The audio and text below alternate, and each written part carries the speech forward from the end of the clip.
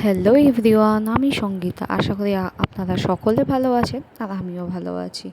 আর এই যে পঞ্চমীতে আমি, মা, দিদি আমরা কিন্তু কল্যাণীতে গেছিলাম, কল্যাণী আর কাঁচরাপাড়াতে ঠাকুর দেখতে। তো এই যে এটা আমার দিদি আর সাথে কিন্তু মা ছিল।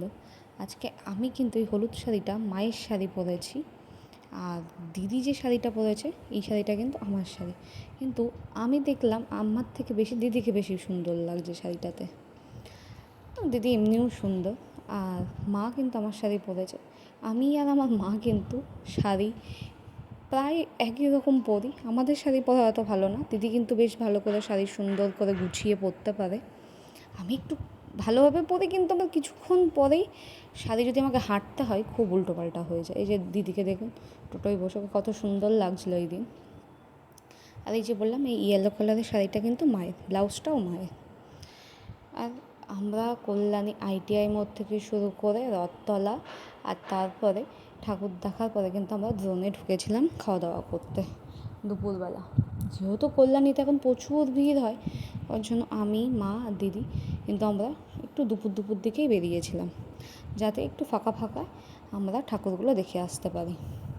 আমি কিন্তু কাউকে শাড়ি পরাতে গেলে তাকে সুন্দর করে বেশি পরাতে পারি, আমিও ঠিকঠাক পরি, কিন্তু আমাকে যদি হাঁটতে বলা হয় ব্যাস হয়ে গেল, আমার শাড়ি পুরো লণ্ডভণ্ড হয়ে যায়। আর এই যে মায়ের দর্শন, এটা কল্যাণী ITI মোড়ের ভেতরে।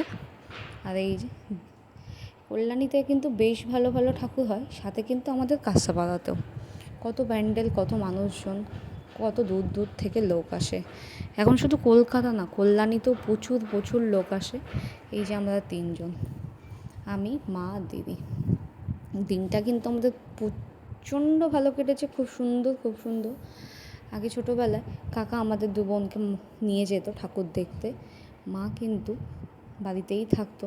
মা তেমন যেত না আমাদের পাড়ার মণ্ডপে, আর আশেপাশে যেত, কিন্তু কাকা আমাদেরকে গাড়ি করে আমাকে আর দিদিকে অনেক জায়গায় নিয়ে যেত। আর তারপরে যখন কাকিমা আসলো তখন আমরা মা, কাকিমা, আমার ঠাকুমা, আমি, দিদি, কাকা সবাই একসাথে কিন্তু গাড়ি করে বেশ কয়েকবার আমরা এদিক ওদিকে ঠাকুর দেখেছি। এখন তো হয় না, এখন এই বাড়ি গেলে মায়ের সাথে আমরা দুজনাই বেরোই।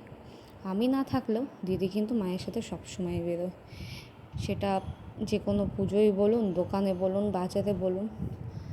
মাকে কিন্তু মানে মা, দিদি যেহেতু মায়ের কাছাকাছি থাকে, তো এর জন্য দিদি সব সময় মাকে নিয়ে আশেপাশে বেরোতে পারে।